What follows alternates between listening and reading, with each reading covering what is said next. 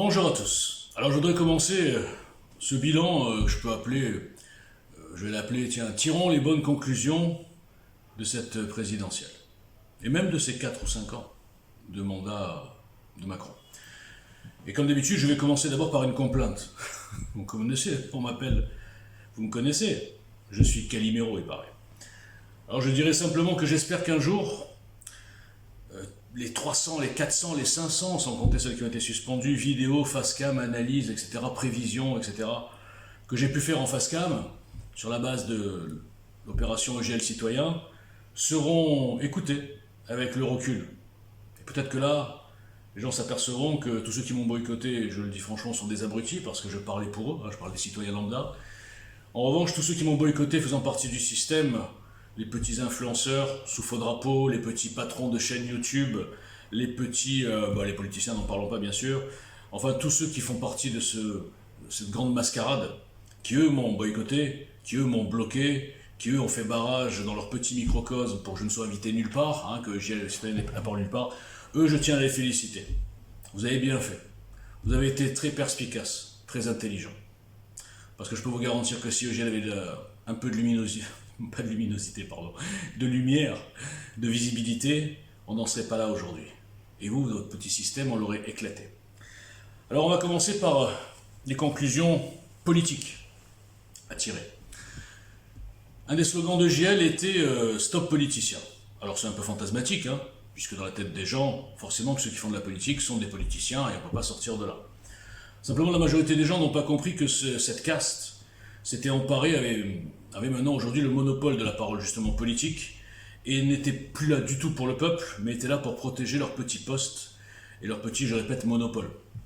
On l'a vu à plusieurs reprises, mais on l'a vu notamment quand Macron et beaucoup d'influenceurs de plateau TV, qui sont tous sur la même ligne, parce que sinon ils ne seraient pas sur le plateau TV, c'est QFD, ont osé nous dire que le fait, par exemple, que Marine Le Pen ait fait une petite avancée démocratique en parlant de référendum, en parlant de RIC et de référendum, et qu'elle allait lancer des référendums en direct, comme le général de Gaulle, sans passer par le Conseil constitutionnel vendu, ni par le Parlement, parce qu'on a compris qu'ils étaient là pour d'autres impératifs, eh bien, ça s'est traduit par plein de constitutionnalistes, d'ex-ministres, des intellectuels, des gens, des démocrates, ceux qui se battent contre le fascisme.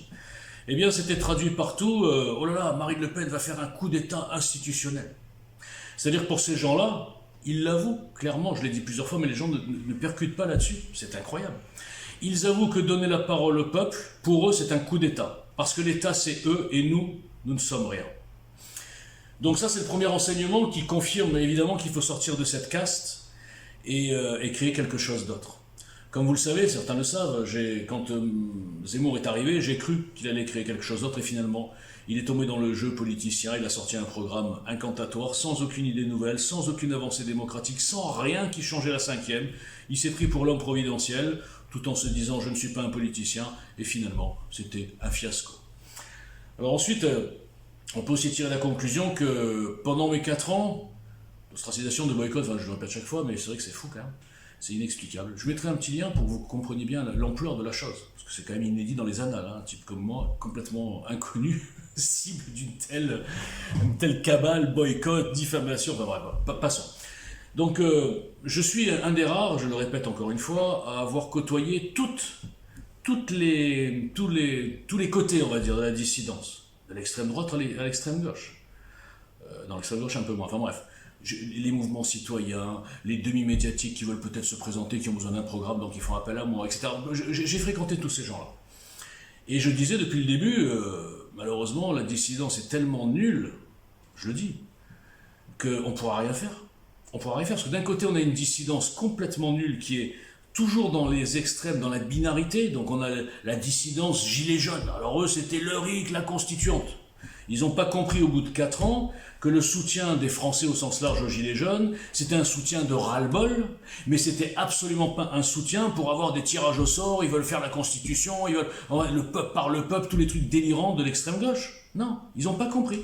Donc ils ont continué dans leur délire. Et moi, quand je viens leur dire, ils m'envoient balader. Ça fait 4 ans qu'ils m'envoient balader parce que je leur dis la vérité. Bon, il y a ce côté-là. Après, il y a l'autre côté, il y a des lobbies royalistes. Alors les mecs, non, nous on vote pas, on attend le roi. Complètement débile, les mecs. Vous avez un programme, quelque chose? Non, non, on n'a rien. Mais vous avez compris que vous êtes hors sujet, que les gens ne veulent plus de monarques? Ah non, non, les gens veulent des monarques. Bon, cela on les oublie. Après, il y a l'extrême droite. Alors, ils sont ciblés sur 2-3 volets. Ils n'ont pas de programme, ils n'ont pas de vision, ils n'ont pas de calcul, ils n'ont pas de budget, ils n'ont rien. Mais ils ont 3 volets. Ouais, la France, la France, la France. D'accord, ok, mais tu vas faire quoi? Tu proposes quoi? Bah, on sait pas. Voilà. Donc, allez dormir. Et je passe les détails. Et puis, bien sûr, il y a bien sûr le lobby antisémite. Alors ça a beaucoup dérangé. Mon nom, Boujna, franchement, ça a fait fureur chez tous ces tocards. Je ne vais pas citer de nom, mais ils se reconnaîtront. Donc, je le répète depuis le premier jour, la solution était exactement quelque chose qui ressemblait à Eugiel, à savoir, oui, un programme écrit par des citoyens, oui, un programme qui modernise la Ve République sans tomber dans les délires.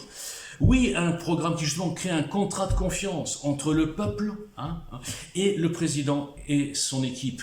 Passer par-dessus cette caste qui bloque tout, je parle des politiciens et des partis, etc. Donc oui, c'était ça. Oui, c'était quelque chose, on va dire, qui part d'en bas avec des gens de la majorité silencieuse et pourtant compétente par leur retour d'expérience. Vous savez, le programme, par exemple, de défense de Zemmour, je prends au hasard Zemmour, je suis certain que ce n'est pas des militaires qui l'ont écrit. Chez EGL, le programme de défense, c'est des militaires qui l'ont écrit. Oui, c'est un détail, mais pour vous dire à quel point, des fois, la vie, elle est simple quand on réfléchit. Eh bien, c'était ça la solution. Un espèce de mix entre quelque chose de sérieux, de budgété, de réalisable, avec un planning, avec un plan, avec des volets où dans chaque volet il y a des idées nouvelles qui répondent aux aberrations que nous constatons depuis 5 ans, et en même temps, bien sûr, donc presque un parti politique avec un programme sérieux, et en même temps qui vient avec des gens complètement différents, qui cassent les codes, mais vraiment qui cassent les codes. Ça ne veut pas dire d'être vulgaire, casser les codes. Ça veut dire raisonner comme des citoyens, pas comme des militants binaires qui défendent des fois de leurs idoles ou leurs partis comme des zombies, qui sont même pas capables de faire une demi-critique. Zemmour aurait pu rattraper la situation il y a 3 mois, mais personne n'osait rien dire. Il n'y a que moi qui osais dire tout seul sur les réseaux, je me faisais déchirer parce que je lui donnais des conseils. Et c'est pareil, le RN, ça fait des années qu'ils se plantent, ils ne savent pas pourquoi. Moi je sais pourquoi. Je sais que c'est prétentieux, mais je sais pourquoi. Donc, la solution, elle était là. Elle était écrite partout, mais boycottée. Alors posez-vous la question, pourquoi quand je suis arrivé, j'avais 6 millions de vues par semaine, sur les réseaux, enfin sur Twitter, et que quand ça commence à prendre ampleur, j'ai pris une cabale de folie qui m'a complètement rendu invisible. Pourquoi ? Posez-vous la question. J'étais un inconnu. Pourquoi la censure d'État s'acharnait sur moi? Un inconnu, justement. Elle s'acharne en général sur des types qui ont un peu d'audience, et qui sont un peu connus. Oh là là, celui-là, il faut s'en méfier. Mais moi, les gars, posez-vous la question. Pourquoi Walter Boujna, ni d'Ève ni d'Adam, si j'ose dire, qui connaît personne, dans aucun lobby, qui n'a aucun ami nulle part, dans les médias, tous ces trucs-là, qui crache à la gueule, je le dis franchement, de tous ces partis de boutiques de politiciens, pourquoi j'ai subi ce traitement alors que j'étais pas dangereux? Alors personne, enfin un petit peu au début, mais après plus personne ne me voyait, je parlais tout seul. Là encore, je parle seul, je suis sûr, c'est pas grave. Pourquoi? Eh bien voilà la question. J'ai été le seul mouvement citoyen à subir ce traitement. Mouvement citoyen officiel, avec des adhérents, avec un numéro RNA, avec tout ce qu'il faut. Je suis pas un troll, je suis pas un harceleur, je suis pas un révolutionnaire qui va monter des attentats, rien du tout. Alors pourquoi? Parce que le système, en tout cas les gens qui m'ont connu au tout début, ils ont compris qu'il y avait un potentiel pour casser leur putain de monopole de politiciens. Mais les gens n'ont pas compris. Ça ne leur suffit pas. 40 ans de gabegie, 40 ans de mensonges, 40 ans de mépris, 40 ans d'insultes. Et je ne parle pas là simplement que des gens, des abrutis qui ont voté pour le psychopathe. Je parle de tous les gens, tous les citoyens, qui croient qu'il n'y a pas de entre-deux. Il existe un entre-deux, c'est-à-dire entre les politiciens clientélistes qu'on voit à la télé qui ont le monopole de la parole et qui nous prennent pour des cons, et le gilet jaune déchaîné dans son camion qui va dire le peuple par le peuple et qui va tout casser. Il y a un entre-deux. Cet entre-deux, c'est la solution. La solution, c'est Eugiel, et je peux le démontrer devant n'importe qui, surtout en regardant les 4 ans qui viennent de se passer, qui ont confirmé tous les postulats, toutes les craintes, toutes les prévisions d'un type seul dans son salon. Après, bien sûr, il y a beaucoup de gens qui se sont venus m'aider, mais au départ, un type seul dans son salon. Et en face, qu'est-ce que j'ai eu? J'ai eu des lobotomisés. Des gens qui ne supportent pas qu'un mouton comme eux, parce que je suis comme eux, comme vous. Je suis un inconnu, voilà, je suis personne. Ils supportent pas que quelqu'un comme eux ose défier ces tocards, ose défier ces sachants, et peut les ridiculiser. Ils supportent pas. Ils vont aller défendre les vues à la télé, les petites starlettes qui leur crachent à la gueule. Ils vont défendre les messias, les je sais pas quels journalistes et quels demi-politiciens qui s'habillent avec leur costume 3 pièces, leur petite pochette, leur cigarette et qui n'en ont rien à foutre du peuple, qui sont des opportunistes, qui sont des énarques. Eh bien, ils vont défendre ces gens-là, ou les Philippot, ou n'importe quel mec de cette caste. Ils vont défendre ces gens-là. Donc, est-ce qu'ils sont complètement soumis à vie ? Je sais pas, c'est une maladie, c'est syndrome de Stockholm, c'est expérience de 1000 grammes, ça je parle plutôt pour l'obéissance au truc délirant de Macron et de sa caste. Mais réveillez-vous les gars, mais quand allez-vous ? On en a 5 ans devant nous, on a 5 ans pour construire.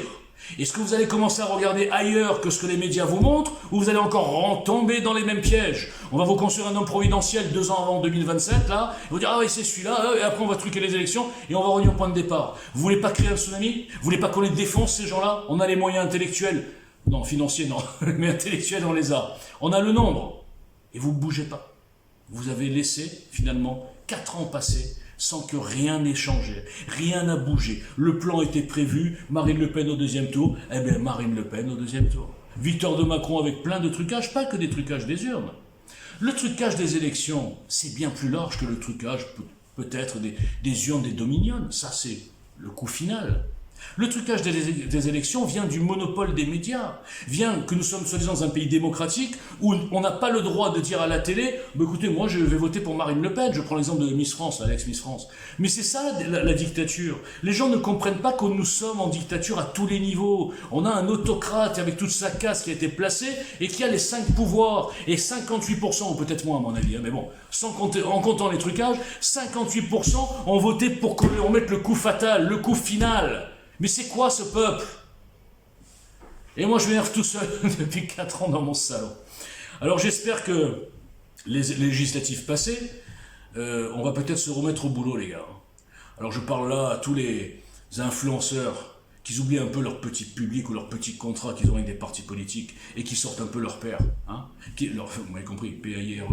Et qui soient maintenant des gens qui vont aider la dissidence, aider les mouvements citoyens, au lieu de travailler pour un parti et de changer au gré du vent. Je ne vais pas donner de nom, mais ça m'avait curé ce que j'ai vu dernièrement entre le RN et Zemmour. Bon, pourtant, je ne suis pas RN. Hein. Enfin, bon. Donc, tout ça pour vous dire que, dès septembre, EGL Citoyen va se transformer en think tank. On va plus dire qu'on est un parti parce que les partis ça fait peur aux gens. Ils n'ont pas compris qu'il y avait des partis de politique politicienne, des partis historiques, des faux partis finalement différents mais qui sont les mêmes. Je parle par exemple de Zemmour et de Reconquête. Mais il y a aussi, alors oubliez le mot parti, des mouvements qui peuvent prendre le bon côté des deux choses, comme j'ai dit tout à l'heure. Le côté populaire, le côté bon sens, le côté logique. D'accord ? Et le côté un petit peu différent dans le ton, et le côté organisé avec des arguments implacables. Je n'en peux plus, moi, d'avoir vu pendant 4 ans des gilets jaunes qui ne savaient même pas de quoi ils parlaient, qui allaient sur tous les plateaux parce qu'ils n'étaient pas dangereux, alors on les invitait. Moi, on ne m'invitait pas, parce que je peux les déchirer tous, en rigolant, en lisant l'équipe. Vous voyez ce que je veux dire ? Donc, on voyait partout des gilets jaunes, mais ils n'avaient pas de programme, ils n'avaient pas d'idée, à part ouais, le peuple, des conneries, quoi. Mais comment voulez-vous que ces gens soient crédibles pour les lecteurs lambda ? Je ne parle pas du militant des réseaux sociaux. Les lecteurs lambda, quand ils voient ça, qu'est-ce qu'il a envie de dire tiens, je vais m'impliquer dans ce mouvement. Il n'a pas envie. Il dit mais ces gens n'ont rien, quoi. Donc je vous le dis, nous pouvons construire quelque chose de solide et qui fera venir les abstentionnistes qui sont dégoûtés des politiciens, mais qui n'ont pas confiance non plus dans ce que je viens de dire, les mouvements bizarres de citoyens un peu désordonnés. On va le faire. On repart de zéro. Hein. 4 ans pour rien. 35 suspensions, effacées partout de tous les réseaux. Tout mon travail sur les réseaux a été effacé par ces chiens galeux. Heureusement, avec Elon Musk, peut-être qu'il y aurait un petit changement au niveau liberté d'expression. Enfin bref, vous m'avez compris, je suis écœuré de tout.